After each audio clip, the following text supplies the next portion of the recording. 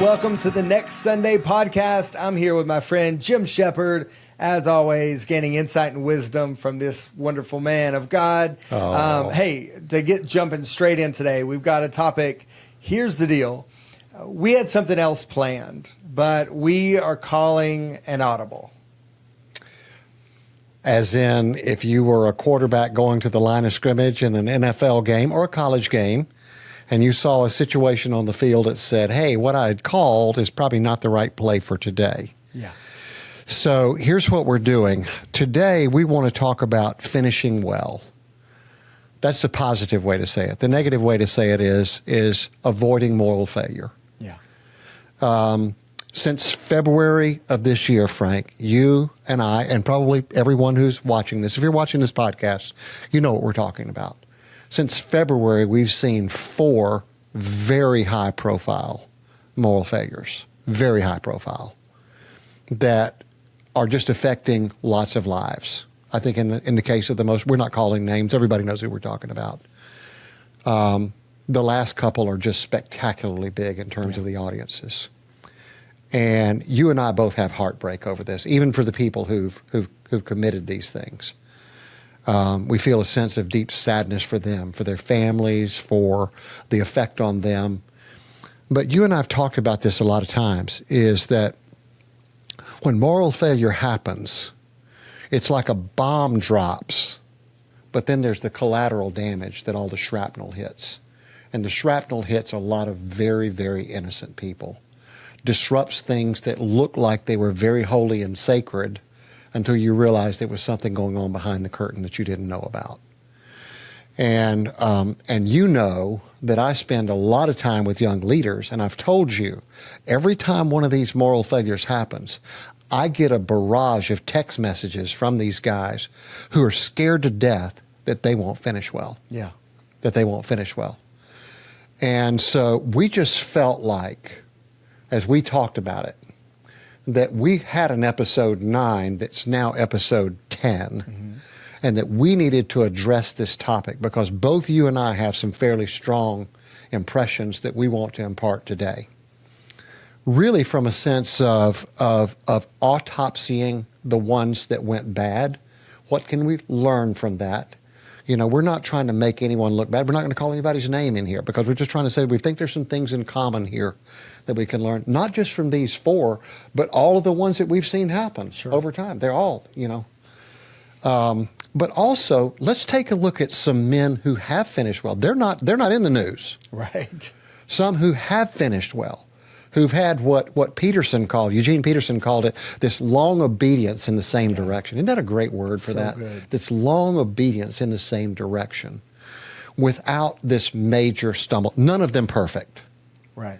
But without this major, spectacular bomb drop and all the shrapnel hitting all of the innocent lives, right? Yeah, that's so good, Jim. I'm glad we're leaning in on it. I hope it's helpful. We've done some homework. You know, we're trying to be prepared. Yeah. I will say that, you know, to your point, that fallout, you know, my heart breaks for that.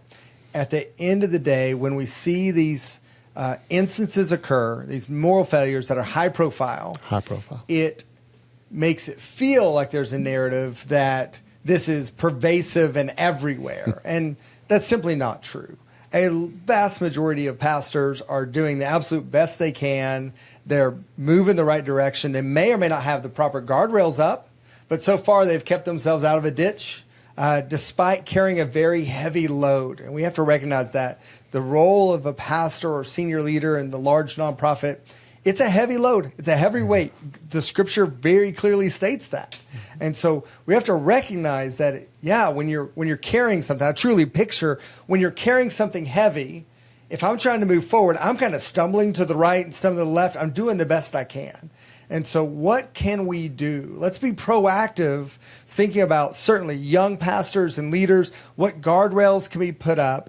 We can't put guardrails up and fix someone that's just hell-bent on screwing things up and just has kind of like lost their way. I don't know what to do there. Yeah, well, it's kind of. I mean, a friend of mine, when we were his kids were a little bit older than mine, and we were talking about parenting, and he used the word guardrails, and he says, Jim, think about guardrails, around a curvy mountain road. He said, if you're just, I love your word, if you're just hell bent on running your car off the road, guardrails don't matter. Right. But for most of the population, guardrails do matter. Yeah. And they can keep us from running our car off the side. And that's what, by the way, just like for pastors, what we're talking about today, as a parent, the best you can do is put up guardrails for your kids. Because if they are decided that they're going to just sin like crazy, I mean, I was a little bit like that when I was a kid, unfortunately, the guardrails don't matter. Yeah. But guardrails do matter for most people, because we do believe most pastors are trying to stay in the lane, are trying to stay on the line. But it gets hard. Temptation is hard. And a lot of what we're talking about today is protecting you from yourself. Yeah. Now, the enemy's out there. We know that when you're trying to advance the gospel, anytime you're trying to press the gospel forward, it gets the enemy's attention, and he's going to want to press back. So we don't want to spend a lot of time on that, because we all acknowledge that. But we just want to help to deal with the depravity within our own souls. And how do we deal with that in such a way that it keeps us off of these spectacular failures, right?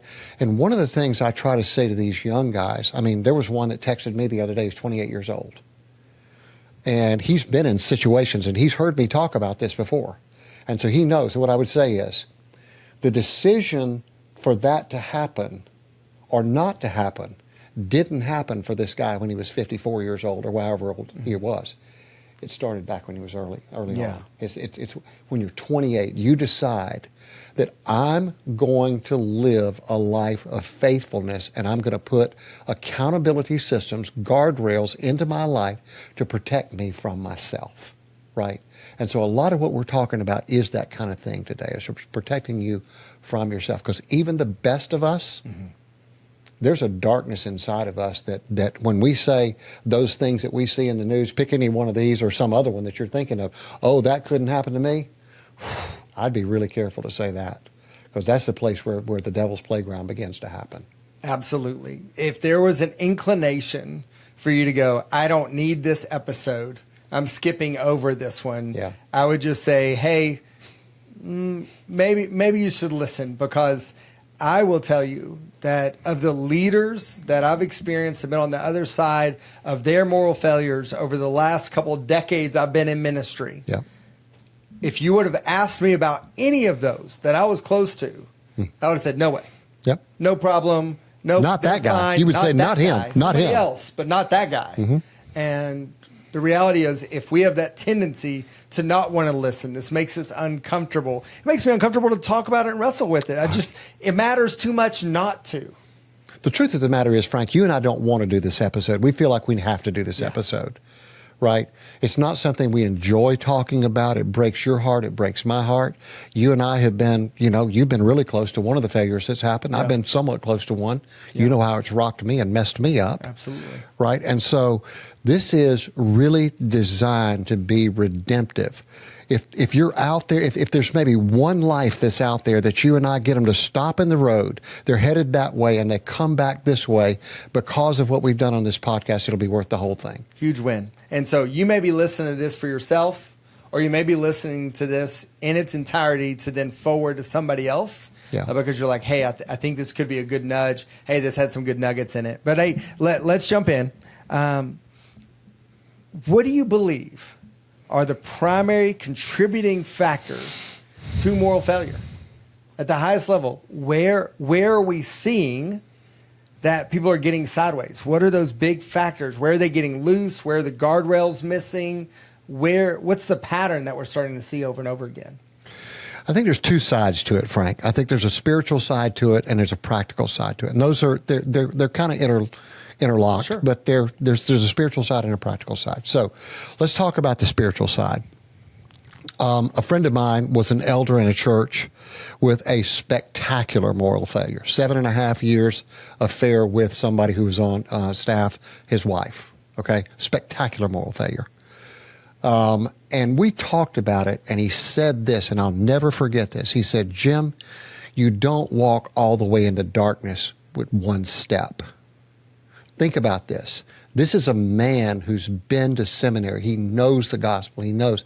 He didn't walk immediately into darkness. He walked one small step at a time into darkness, right? So the spiritual side of this would be that when you lose your commitment as a pastor, as a senior leader in a church, when you lose your own personal commitment to every day be before God, developing your own sense of personal holiness, then you've started.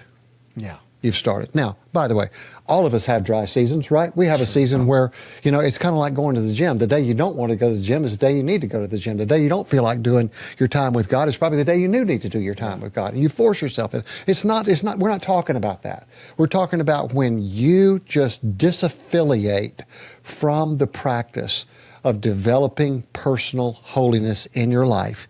You've now started that slow walk into darkness because the light begins to dim and the darkness begins to come in. And now things that would have been unthinkable in your life become possibilities. Yeah. The temptation becomes, I would never do that. Like, that might not be so bad after all. Yeah. Right? Sin is real. Temptation is real. The devil is on the prowl, looking for whom he might devour. But we can protect ourselves from that and applying the power of the Holy Spirit as we develop our own personal holiness. So that's kind of the spiritual side, yeah. right? The practical side is to have two things that I think are very important. And I'm not throwing shade at those, who haven't had this. I want to learn from that. I think there's 4 words, 2 phrases, all right? Legitimate governance, true accountability. What do I mean by legitimate governance? If you as the senior pastor can make all the decisions without anybody else, and there's no override and no check and no protection, that's not legitimate governance. Now, it's governance, and it doesn't mean it's immoral necessarily, but it's not going to protect you from yourself because all the temptations are there before you. Lust of the eye, lust of the flesh, pride of life, defined in the Bible. Those are the 3. I don't know about you, but those are the 3 that most of my stuff falls into. Right? And that's what you've got to protect yourself from, right? Especially as you're in a growing church and you become more popular and people are liking what you do and more people are showing up and the applause is in the room, and applause is addictive. It's like an opiate, and anybody who says it isn't is denying reality. You've got to protect yourself from that. You've got to keep yourself in a posture where there are people who will call you, hey, Pastor, feels to me like, and whatever you're saying, right? So it's legitimate governance that has checks and balances and a real board, not just your buddies, but a real board, which is the true accountability, right? I've said it many times in these young gatherings. I've told these young pastors over and over and over again, and any one of them that have been in it, like, here it comes. They know what's coming next. If all the voices in your boardroom are always green lights all the time, you don't have any accountability. Yeah. It's what I call the bobblehead board. All they're doing is they're just nodding yes to everything you say. There's no accountability there, right? And so for me, I think if I had to give 2 things for them, that would be where I would start, is the spiritual side of making sure that you're developing your own personal holiness, and the practical side of having these guardrail systems with men and women holding you accountable. Yeah, no, I think that's great. So when it comes to, when you share that with young leaders, you're at Young Guns or working with 1010 Project or whoever, you're just talking to leaders, investing in leaders, and you're saying there's a spiritual side and this very practical side. What are some of those practical, let's start there, those measures? We're going to get into board governance, but outside of board governance, we're going to get there. Outside of board governance, what are some of the practical things that they can do to help make sure that they're spiritually healthy, practically? Like what accountability, what layer can we add in there to ensure that's happening, practically speaking, and just those behaviors that they need to guard against, they give permission. How does that actually play out? Those are good phrases, good ideas, effective, but what does it really mean to lean in on them? So, in terms of governance, I would think in terms of a collaborative posture. Okay. It's okay if one voice matters more than the others, because That's probably the way it should be. You're in that seat because you are the senior leader of the church. But it can't be such that your voice overrides all the other voices all the time of your executive leadership team. You'll get a reputation pretty quickly for that because and then everybody will stop pushing back because they're like, it doesn't matter. Pastor's going to do what he wants to do anyway. Yeah. And so on a practical basis, you're not collaborative anymore. You may think you are, but nobody else in your circle thinks you're collaborative, right? I think it would be helpful, if it were me and I were out as a senior leader, every now and then I'd do a full 360. Yeah. I mean, a legitimate 360. Now, for those of you who don't know what 360 it is, they're going to take a bevy of questions. They're going to ask you. They're going to ask the people closest to you the exact same questions and look for gaps between your answers and theirs. Those are blind spots. It's not very fun. Oh, Frank. Jim, it's not very fun. You've done one, right? Yeah. Yeah. Yes, So sir. I remember doing one, and the psychologist who did it, when we were reading through the results the first time, he says, hey, before you open up and start reading, let me just tell you what your first reaction is going to be. Anger. And he said, and we'll deal with that. And he said, then you're going to move to this. And he was right. I was just angry. How could they say that about me? How could they say that? How could they say that? And there were, after a few days, you start to realize, yeah, some of those things probably are true about me. Yeah. Right? And so a 360, a true 360 could help us see things about ourselves that others see that we're missing. Blind spots is really a place where we get in trouble a lot of times, Frank. We think we know how we're perceived, but we're not that, right? So self-awareness and being able to do that. And I think that would help you. Hey, Pastor, it looks to me like maybe you're not as committed to your quiet time. Well, why do you say that? Well, I just see some of the things in you that don't look like you're spending your time with God the way you should. Yeah. Because it leaks out, don't you think? Yeah. I mean, I know for me, when I miss quiet time for a couple of days, I feel it inside of me. And I was like, oh. And then I snap at Nancy or something. I was like, wait, that wasn't about what she did. That's what I didn't do. And so there's symptoms, there's things so collaborative, letting your circle of people speak into your life, your lead team mostly. That's the people that know you the best. It's my favorite question that ever came out of a sermon was Jeff Henderson preached it. And he said the question, what's it like to be on the other side of me?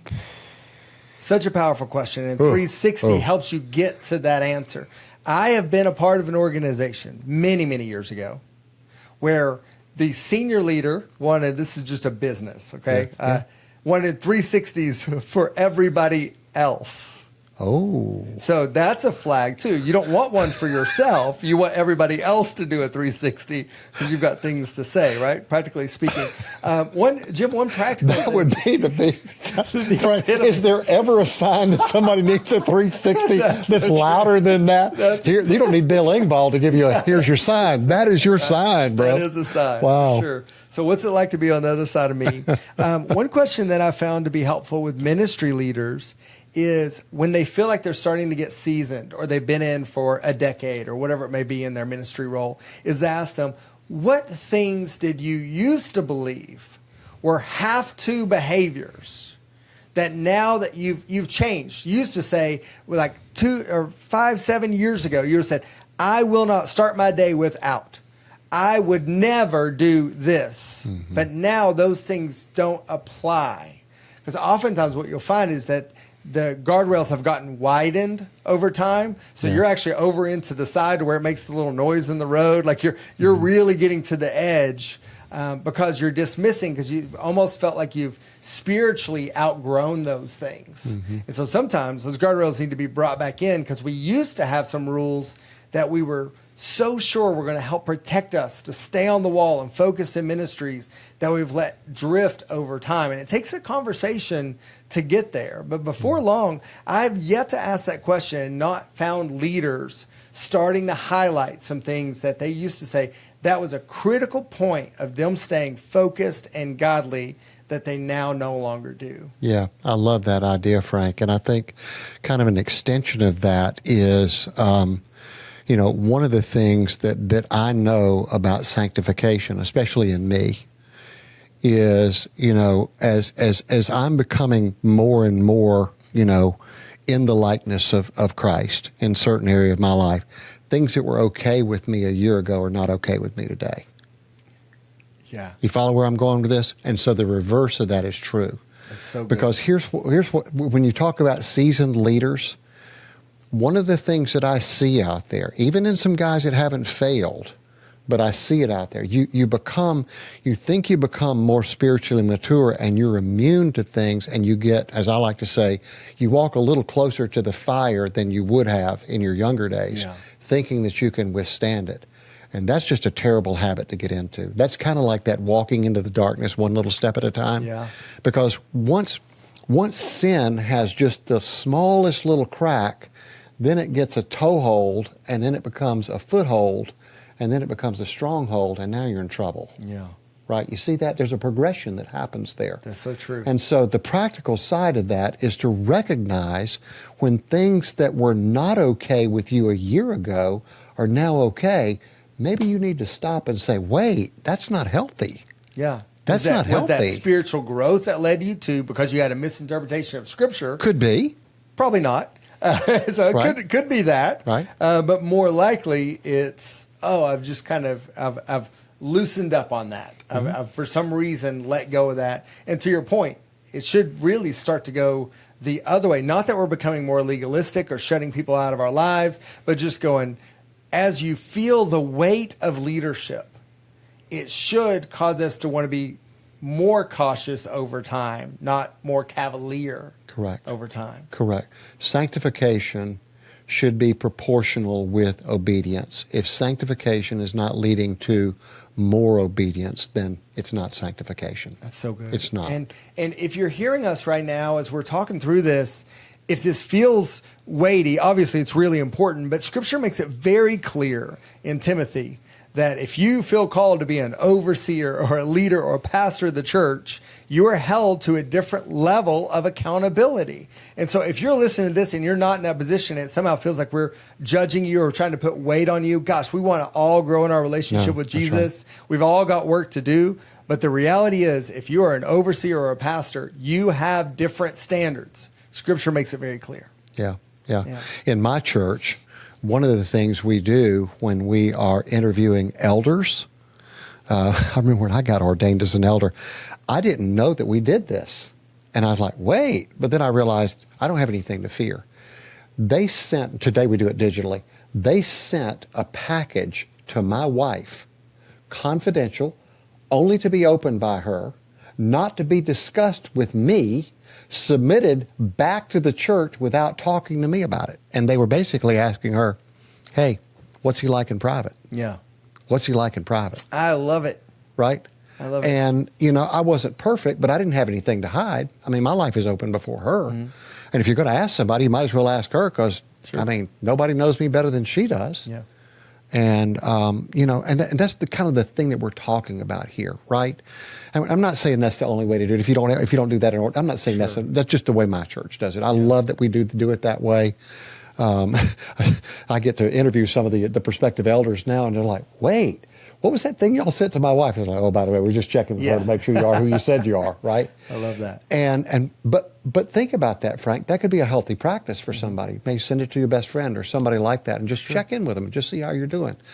And really, the conversation you and I are having is as much for you and me as it is for everybody else. Absolutely. Because you and I have had these conversations. We've sat in my office. We've talked about these things and talked about the heartbreak. How do we keep ourselves from it? Because you and I see, we're not pastors of churches per se, but we're leaders. Yeah. And so we recognize there's a standard that it would probably delight the enemy just take us down. Mm-hmm. And so we know there's some extra temptation out there, so we have to protect ourselves, and we want to help other people protect themselves. If we aren't asking the question, whether it be through a 360 or through a formal process of some kind or any other way, if we're not consistently asking people closest to us and people that we respect this simple question, where do you see me drifting? Where do you see me off? Is there anything that you've been wanting to talk to me about, but you've been trying to find the right moment? Now's the time. If we're not comfortable enough to say, what do you see? And we're not asking that question, it goes back to that idea of trust that I've shared in the past. You're either gaining trust or losing trust. If we are unwilling to ask that question of those close to us on a regular, consistent basis, we are going the wrong direction. I don't believe that you can stand in the right place and go and making progress and be unwilling to ask that question of people close to us. Because the only reason we'd be unwilling is we don't want to hear the answer because we know probably what they're going to point out. Right? So we're avoiding asking that question. Yeah. Yeah. I think you probably know one of my favorite lines from any movie is, "You can't handle the truth." Yeah. You right? can't handle the truth. You want me on that wall. You need me on it. Which is, I can handle the truth better than I can you withholding from me something that you would say that would redeem some segment of my life. It might hurt, but the wounds of a friend, brother. I mean, Proverbs tells us the wounds of a friend. You know, someone who's trying to redeem you, keep you off of that. And so honesty and candor and self-awareness and close-in friends. You know, we'll talk about board and other things, but close-in friends, like you say, who said, where do you see me drifting? You know what the kind of life I'm trying to lead. Yeah. If I'm over here and you don't tell me that, then you're not being my friend. Yeah. And you got to be willing. Frank, here's the thing. And what we know too is sometimes you're risking the whole friendship on that. Do I care enough about you that I'm willing to endure the blowback that you might push back to me for what I know could be something that if you could fix it, it would keep you off of a road to ruin. I got to be willing to risk the whole relationship to tell you that. Wow. And that's the true friend that we're talking about, right? Absolutely. These are the practical things that we're saying, apart from governance and board accountability and things like that, right? If you don't feel like you have some forum for this, there are organizations like the 1010 Project, which is prehab for ministry leaders. I love how they present that. I love it. A safe place to have dangerous conversations. Because here's one of the other realities, Frank, as you and I talk through all of this, what do you and I know? Ministry is and can be a lonely place. Yeah. And sometimes we have pastors who've been candid, who've been trying to be friends with people. They've let stuff out, and some of their imperfections that don't bother them bother other people, right? Because lay people, for their own set of reasons, all wrong, put pastors on a pedestal and put expectations on them that nobody ever intended for them intended to be on them. And then when they fall, it's like Humpty Dumpty, you know, they fall off the wall and they cry, and like, well, he had a great fall. Yeah. And it hasn't even been a moral failure. It's just you couldn't handle the fact your pastor's a regular guy. Right. You couldn't handle that. And so the pastor has a couple of wounds from that, and he begins to pull back. And the next thing you know, he really doesn't have any close relationships inside the local church. No transparency. And so how do you deal with that? How do you protect yourself when that? Well, you've got to have some systems and some mechanisms and some places. And if you just need a confidential place, there are places out there. Absolutely. Where you can do 1010 Project. We're trying to do that. You know, I've just gone on the board with them recently because of my passion in this area. Prehab. Can we help you not let this happen rather than fixing it on the backside? Other activities, Young Guns. Young Guns is a great place. ECFA's new endorsement and new program. The leadership standard. I really like their leadership efforts they're doing now. So now it's not just about financial accountability, but helping you. Are you structured in such a way to set your pastoral leadership up for success? There are avenues where there's support structure to help you figure this out. You're not alone, but you got to start somewhere. You got to start working on this. That's right. Let's jump into governance. Let's talk about it. My experience overall with nonprofit governance, both church and just good Christian organizations. My experience has been sitting on multiple boards and being a part of many churches. Most of the people, most of the leadership are cautious to push back. So they fall close to that bobblehead category. So they're going to raise their hand of something, specifically when it's financial.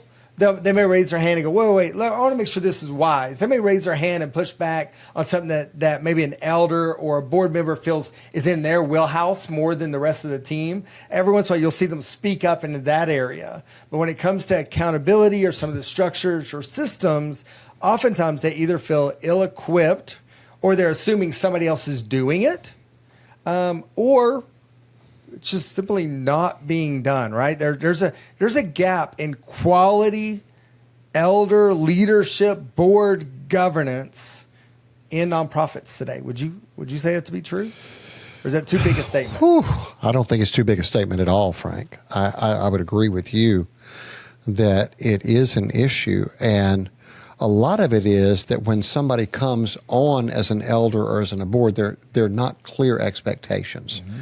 And there's not training and equipping that happens for them, right? So that you actually understand what it is that you're supposed to oversee. And then if you don't have that, then you come in there and, well, Frank's my pastor and I've known him for 10 years. I'm going to give Frank the benefit of the doubt and I'm going to give him a yes on everything. Well, that might be nice, but it's not helpful. Yeah. Right? And you're not there to be nice. You're there to be helpful. Mm-hmm.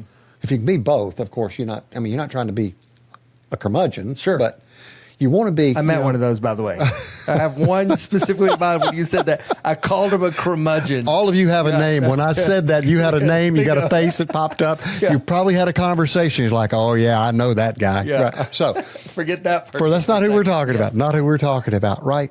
But here's. Let me just say, if I were sitting in a senior leadership position, here's what I would say. I want the light to blink green when it's supposed to blink green. I want it to blink red when it's supposed to blink red. And I want it to blink yellow when it's supposed to blink yellow. And as a board person, I want you to be wise enough and clear enough and discerning enough to know when that is. Yeah. Right? That's just my way of saying it. Red, green, yellow. So if it's like, hey, pastor, I'm not a no, but I'm not a yes on this. And let me tell you why. That's yellow. Hey, pastor, I've just got a conviction here that's going to go against the grain. I get it. I get what you're saying, but I'm not there. I'm a red light on this one. Right? Now, if again, to that person who's a red light all the time, that's as problematic as the person who's a green light all the time. So you're looking for somebody, the thing I love about I just went through Proverbs and Ecclesiastes in my Bible reading plan. Wisdom and understanding, right? So give me wisdom and then give me understanding, which helps me to know how to apply wisdom. And then put discernment on top of that, which gives, the people, the men of Issachar, they were discerning of the times. Give me that discernment so I can see situationally, how do I apply all of that? So is this a green light? Is it a yellow? Or is it a red? And to have enough respect inside the room that there can be all three of those lights in the same room on the same issue at the same time. I would actually think that occasionally, if that happened, that would be healthy because you've got men, and to the extent that your governance includes women, which I would affirm, women in the room who are all seeing it and discerning it and verbalizing, and then you guys have to work that out and say, what do we think God's saying? Might be a great place just to back off and let God move and come back together and say, what do we think God really wants us to do in this situation, right? But to truly have people who are not afraid to express themselves based on the wisdom and understanding that God has given them in that situation. That's what I see missing in so many places. Jim, you told me about a conversation you had with a pastor years ago, and he gave you a great way of saying how he identifies board members. Obviously, there's some clear qualifications in Scripture, so lean in on those. But in addition to that, he said something to you that I thought was really compelling. I was hoping you'd share it with our audience.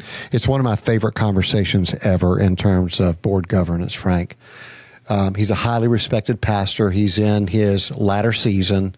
He's going to finish with a long obedience in the same direction. He's one of those guys.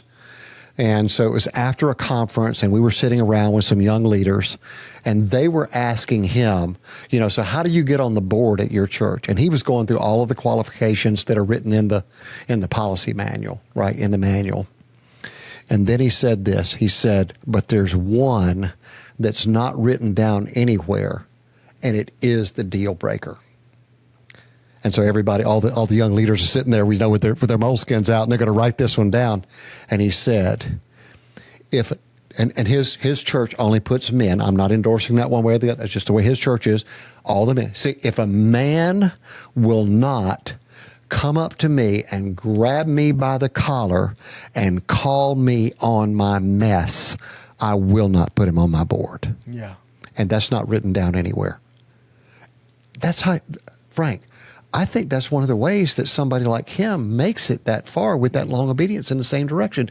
He's had men in the room that he knows and they know.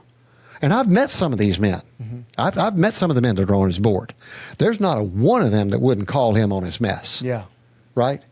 That's how you do that. And by the way, if you're here and you say you don't have any mess, that's a whole different problem.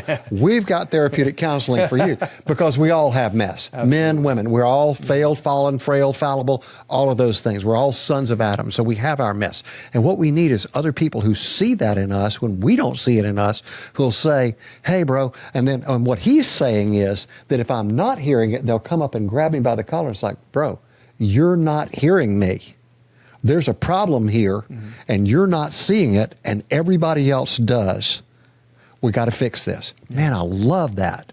Because as a leader, don't you want somebody like that who's going to when you're tempted to drive your car into the guardrail, he's going to reinforce the guardrail and say, hold on, we're going to make it a little bit stronger so you can't get off the side here. I don't want you going off the side of the mountain. Yeah. Now, if you're just hell-bent on driving through it, you can, but I'm going to try to keep you on here. Right? Somebody who's going to come and get up in your grill and say, you're not going through that guardrail without going through me. Yeah.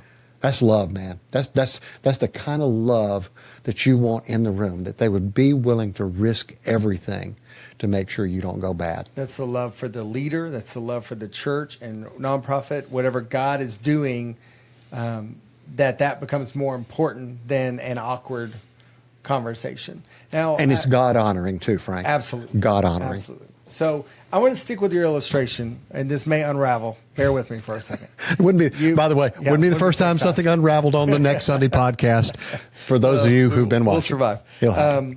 Your blinking red, yellow, green lights. Yep. Okay. If I'm at an intersection that only has 5 cars go through it once a year, doesn't really matter about those lights. There's not going to be a collision. There's not a problem. Okay. But when you increase the frequency of traffic, when you increase traffic, it requires more, those lights are more sensitive. They've got to be timed right. Everything's got to be perfect because you're going to have a problem. I say that to say, when it comes to board meetings and elder gatherings and whatnot, the frequency in which they are together affects the familiarity they are with ministry.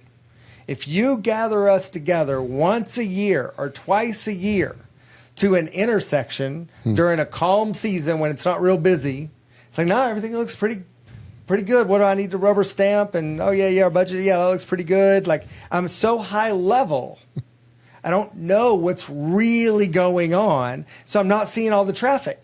And so, honestly, if I'm starting to lean yellow, it's probably still fine. I'll just let it be green. I don't want to be that guy, right?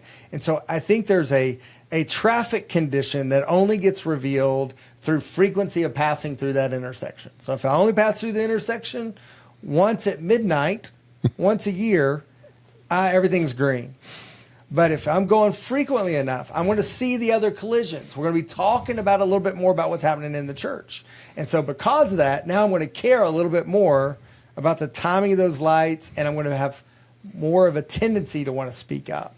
And so I think there's a frequency issue in some organizations of board gatherings, a familiarity with what's actually happening in the church or in the nonprofit that can be problematic when there's not enough frequency. Would you agree with that? That is so good, Frank. That didn't unravel, by the way. Great. That actually was really, really spot on. So let me take it to just another place and then come back here. Okay. One of the things I think is really important, it's okay if you have a group of overseers. You know, some groups have, like apostolic overseers who don't live where you are. They're out of town. It's okay to have that group. Yep. But you've got to have a different group who are living locally, watching you live your life out every day to see if there is something wrong.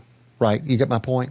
Absolutely. And so this idea of familiarity. And then when you get into those meetings, it can't just be the pastor setting the agenda. Hey, here's what we're going to talk about. He goes in and he has the agenda and everybody just nods and we're good to go and we go have dinner together, right? It should be someone who is not the pastor who opens the meeting. And one of the things I see is most of the board meetings that I hear about start with a discussion of the business of the church, usually leading with finances. I don't think that's where you ought to start. Right.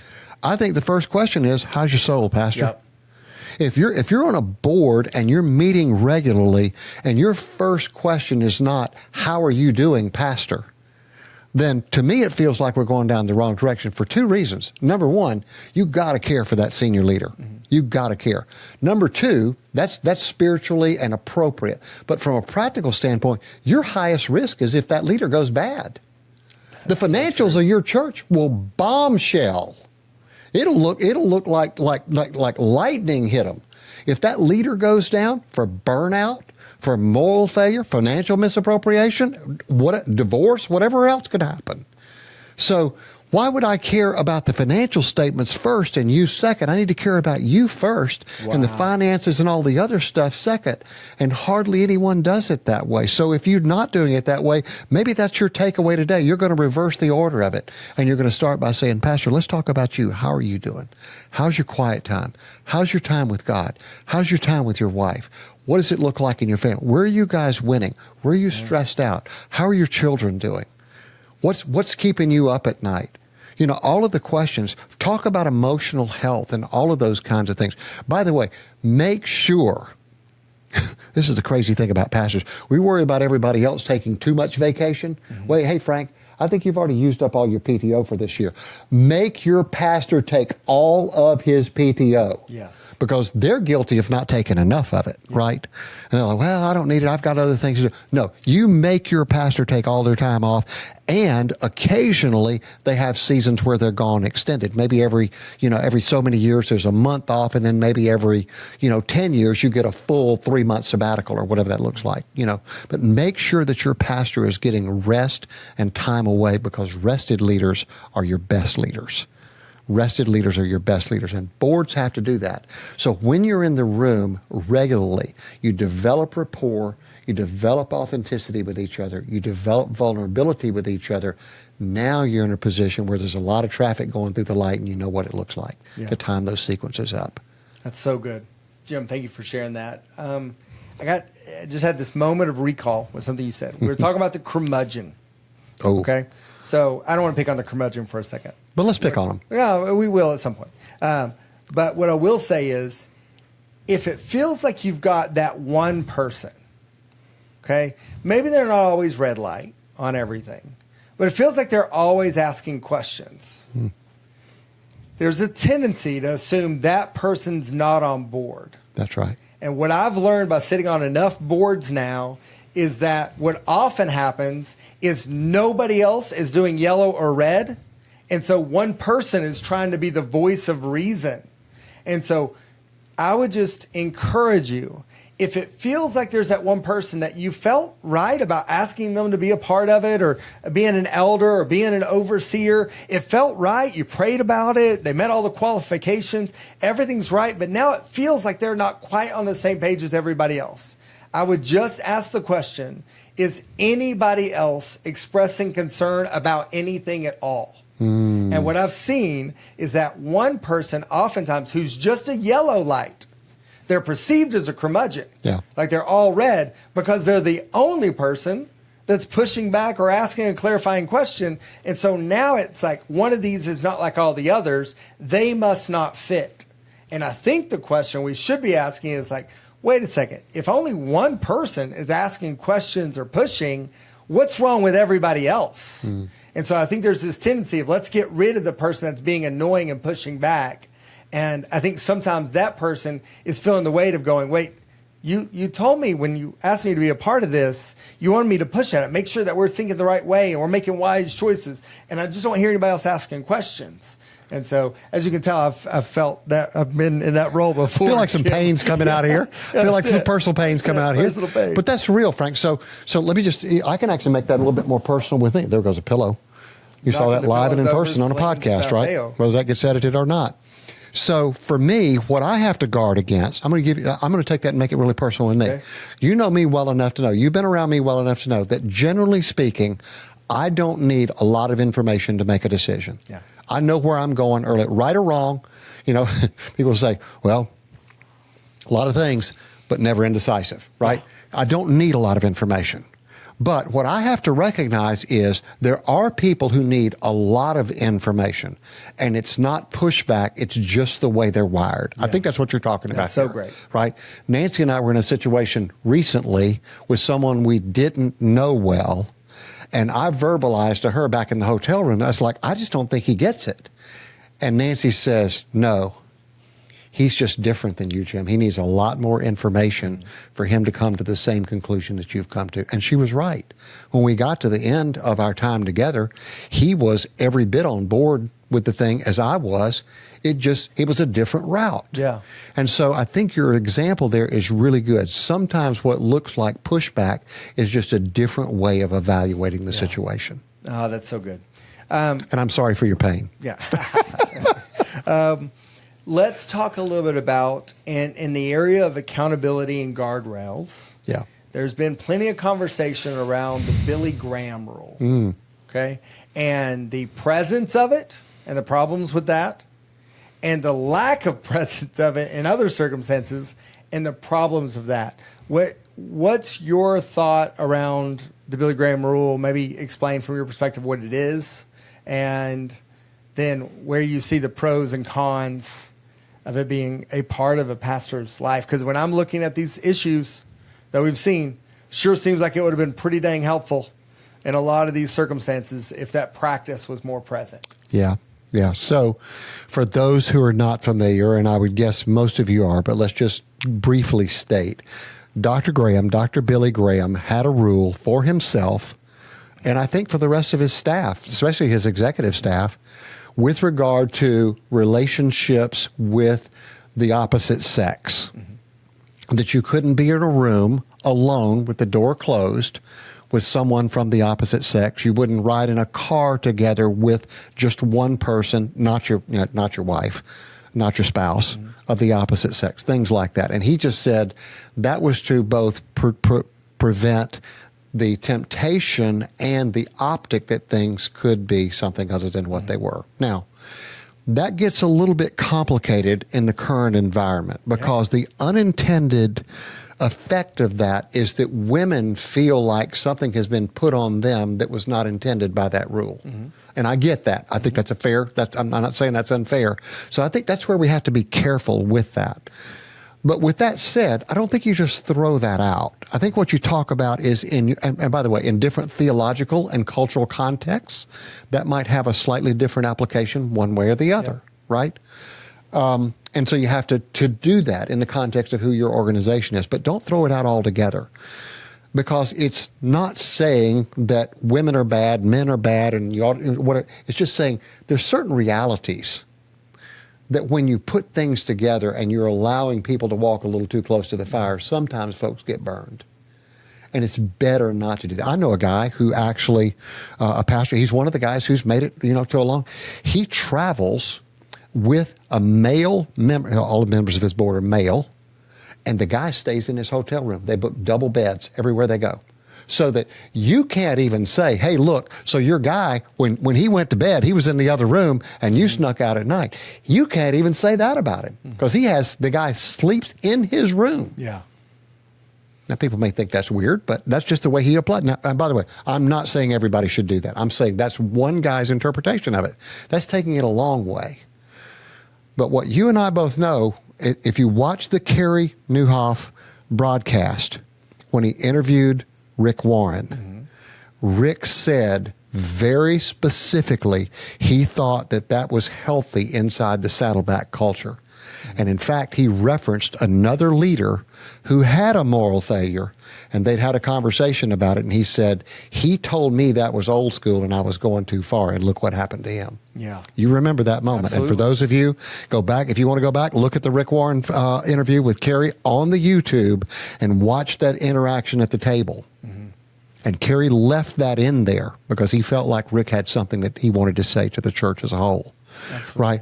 So I think there's something worthwhile about it, but I think you have to apply it in your own context, right? So maybe you don't have the exact standard, but some representation of that. The heart of the standard, there's value in saying we need to have some standards when it comes to interactions with the opposite sex and things we'll allow and not allow, and consciously say we have some standards in place. And it's not everybody choose your own device, figure it all out by yourself. We need some framework. Now, he was dealing with, Billy Graham was famous. I mean, people were awestruck. They, everybody thought they knew him better than they actually did because they knew his messages and they knew of him and they had read about him and his family. And so there was a perceived closeness, not unlike what we see with a lot of large churches today. So where a lot of people say, well, the Billy Graham rule was odd because he was famous.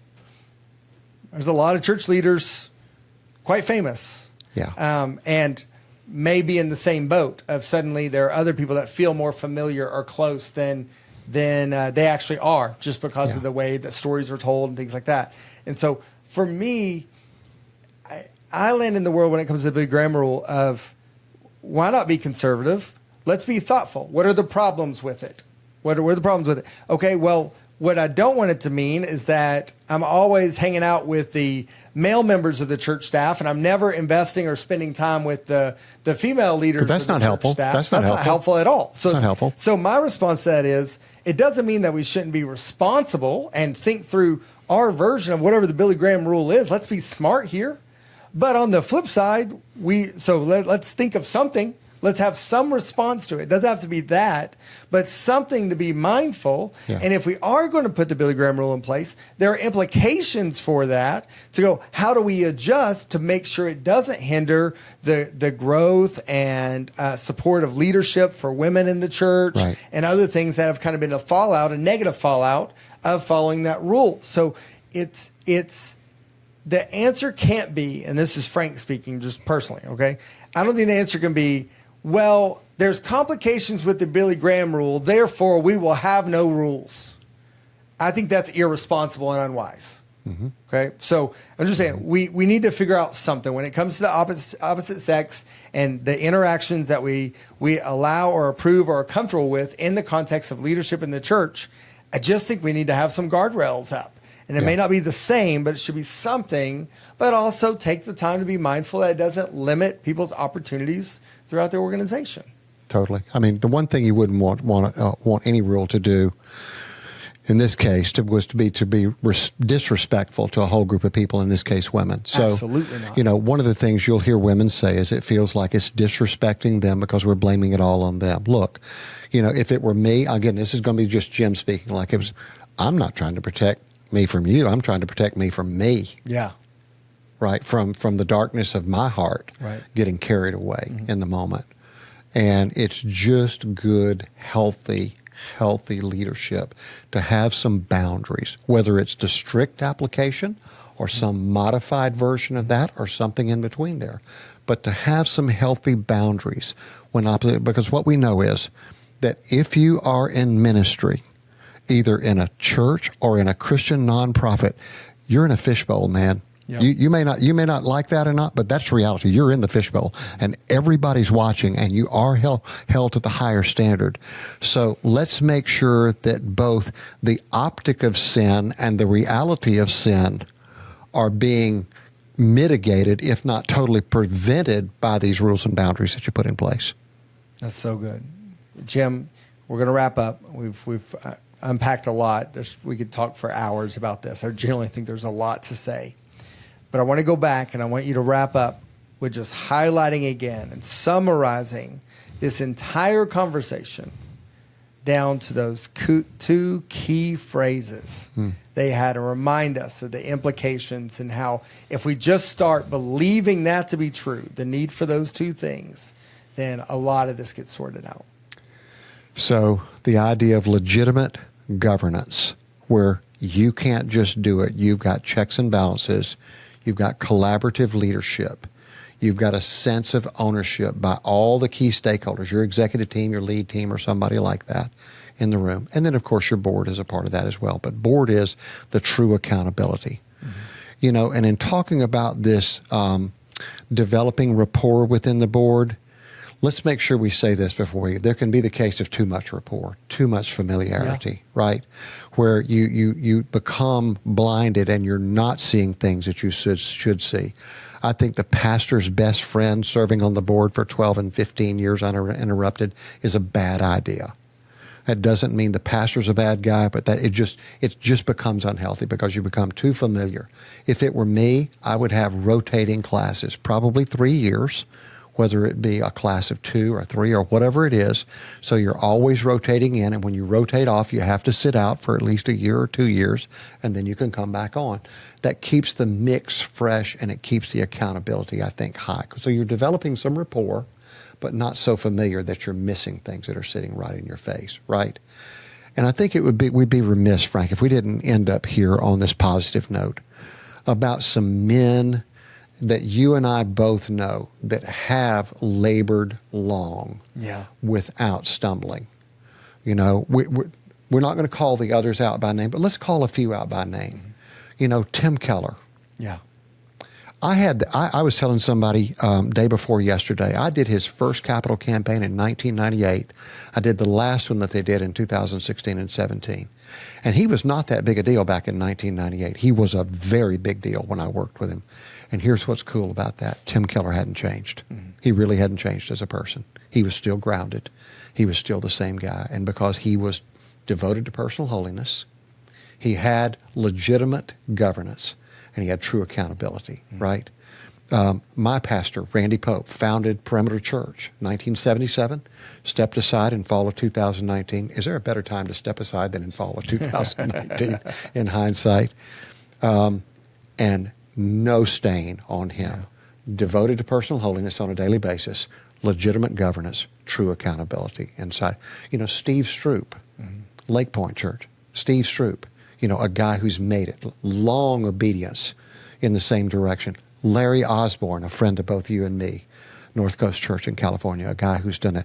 These are men, and there's tons of other ones, Frank, because what you and I are saying is these moral failures make the front page. It's over 300,000 congregations, and we've got a few people that are making the front pages. So we know it's not the majority report. Right.